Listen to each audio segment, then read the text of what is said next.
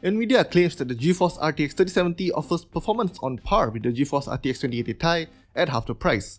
The GeForce RTX 3070 starts at around 499 or around RM2399 here in Malaysia, which makes it a pretty interesting proposition for those upgrading from last-gen cards.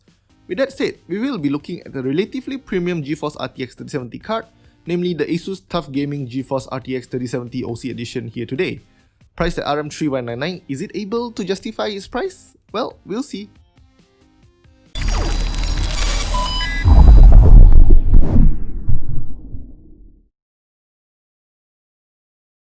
Right off the bat, you can see that ASUS didn't skimp on the packaging for this card, with it coming in pretty much the exact same box as the TUF Gaming GeForce RTX 3080 and RTX 3090 cards. You get a clear image of the card in front, while the rear side is jam-packed with the card's features. In the coloured sleeve lies another box in which the card is secured by thick foam pads. The TUF Gaming GeForce RTX 3070 is packed in an anti-static bag, while under the foam lies the usual documentation, a thank you card and also a trading card for whatever reason. Now let's take a look at the card itself. Not unlike its bigger brothers, the TUF Gaming GeForce RTX 3070 comes with 3 axial tech fans, with the center fan spinning in the opposite direction. The shroud is made of metal, providing structural support while looking absolutely menacing with the TUF Gaming logo motif mixed in with the brushed metal finish. The backplate also appears to be carried over from the more expensive GeForce RTX 30 series cards. You get a large window here near the end of the card for the hot air to exhaust directly through the card more easily. The main difference here is the cutout made for the capacitors. This is quite an interesting difference, although functionally you will most probably not see any difference. The cutout around the GPU itself is also smaller, as ASUS seems to have forgone the backplate for simpler spring-loaded screws to provide adequate mounting pressure. Here on the side, ASUS decided to put in 2 8-pin power connectors despite the GeForce RTX 3070 being a significantly less power-hungry GPU. The Founders Edition only calls for one, so I guess ASUS is just over-provisioning in case you feel like pushing the card to its limits with overclocking.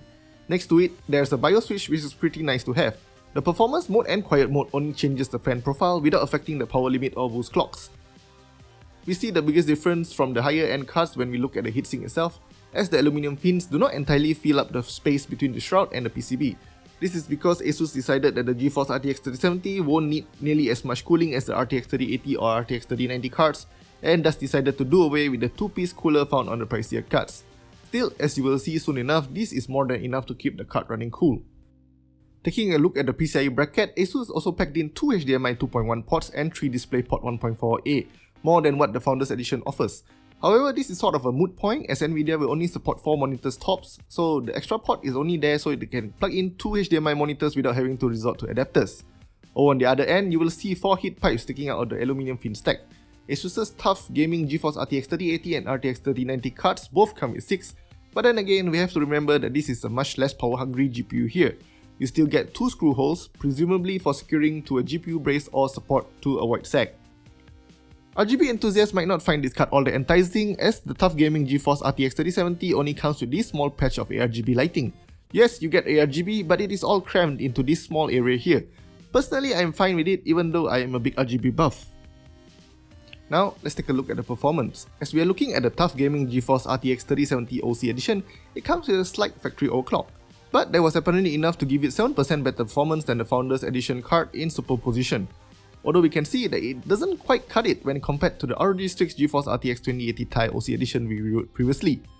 3D Mark TimeSpy sees it jump over the GeForce RTX 2080 Ti OC Edition with a score of 14,023, or about 8% faster than the Founders Edition card. 3D Mark Port Royal, which tests its ray tracing performance, sees it post a score of 8,330, which is better than the 2080 Ti. Interestingly enough, the 3070 Founders Edition was not enough to beat the 2080 Ti here, and a small OOC was necessary to see it come up on top. Gaming performance is probably more important, and we can see that the TUF Gaming GeForce RTX 3070 is not really cut out for 4K gaming. It delivers less than 60 frames per second in all the games here, and control at 22 frames per second is definitely not an experience I would recommend. At 1440p, the frame rates are significantly more playable, and I would consider these numbers to be excellent considering the price of the card. At 1080p is going to be a waste of such a powerful GPU, but you will be able to enjoy high refresh rate gaming even in AAA titles, which is always great. You will need a suitably powerful CPU to keep up at this point though. Let's take a look at the cooling performance now. The performance BIOS, which we use for all the gaming benchmarks, saw it kept the GPU well under 62 Celsius with the fans only ramping up to 1622 RPM to keep it cool.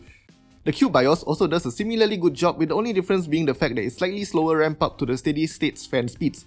Regardless, both BIOSes will keep the card cool without making much noise at all. So perhaps you might be interested to know how much slower is the GeForce RTX 3070 versus a GeForce RTX 3080.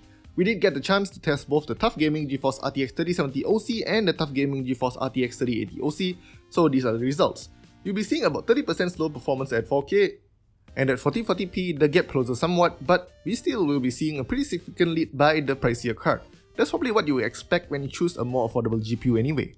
However, things get a bit more complicated once AIBs have their say after slapping on their custom coolers. ASUS has slapped quite the premium on the GeForce RTX 3070, with the TUF Gaming GeForce RTX 3070 OC edition coming in at a whopping RM3199.